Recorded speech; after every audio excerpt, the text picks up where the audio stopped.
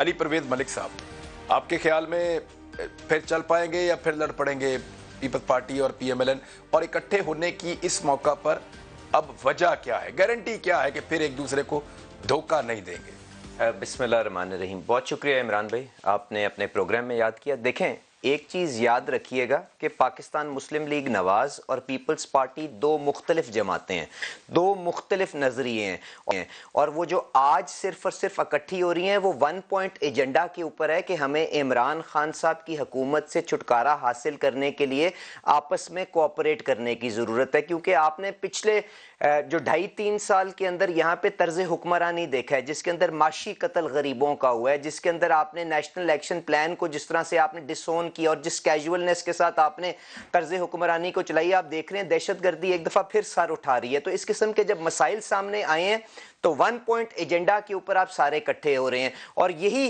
PDM के पीछे वो बुनियादी सोच थी जिसके ऊपर आपने ये इल्हाक बनाया था। और उसके अंदर चंद ऐसी चीजें हुई जिससे जो इत्तेमाद की फजा सारी जमातों के दरमियान में थी उसको ठेस पहुंची। तो आज एक दफा फिर इत्तेमाद बहाल करने के लिए कोशिश हो रही है, और इसमें हम ये कोई किसी जगह पे बात नहीं हुई कि जी कि हम कोई ये इलेक्शन अलायंस बन जाएगा या इकट्ठे होकर इलेक्शन लड़ेंगे। इस वक्त हमारे सामने इमरान खान साहब की ये नालायक हुकूमत है जिसके खिलाफ हमें ये टैकल करना है मामला, और उसके बाद जब इलेक्शन का मैदान लगेगा तो सारे अपने अपने उम्मीदवार पेश करेंगे और उसमें अपने अपने नजरिए के मुताबिक वोट लेने की कोशिश करेंगे। तो इसको अभी सिर्फ वन पॉइंट एजेंडा के ऊपर ध्यान रखें, उसके आगे जाने की जरूरत है। एजेंडा था जो आपका पहले भी था। जब पहले भी हमने आपसे सवाल किया, आपने कहा कि हम कौन सी रिश्तेदारी कर रहे हैं, आपने कहा कि हम कौन सा मिलकर इलेक्शन लड़ने जा रहे हैं, हमारा तो पॉलिटिकल मुखालफत है।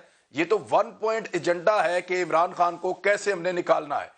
ये पिछले 3 साल से ये वाली बात हम आपकी सुन रहे हैं। आप इकट्ठे होते हैं, फिर एक दूसरे को गालियां देते हैं, फिर इकट्ठे होते हैं, फिर बुरा भला कहते हैं, फिर इकट्ठे होते हैं, फिर कहते।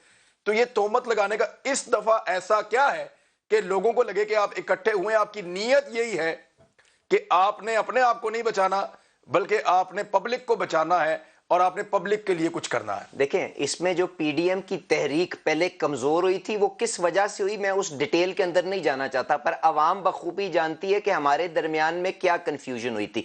इस वक्त भी कोई गारंटी मौजूद नहीं है। जो गारंटी है वो अवामी रद्द अमल, अवामी प्रेशर है जो मजबूर कर रहा है सियासी जमातों को कि इन नालायकों के खिलाफ उठ खड़े हों। और अगर कोई पार्टी इस तहरीक को एक दफा फिर कमजोर करेगी, उसको अवाम की अदालत के अंदर जाके उसका खुद जवाब देना पड़ेगा। हम तो इन अर्नेस्ट कोशिश कर सकते हैं ना सबको इकट्ठा करने की, और आईनी जिम्मेदारी भी शहबाज शरीफ साहब के ऊपर as leader of the opposition in the national assembly मौजूद है।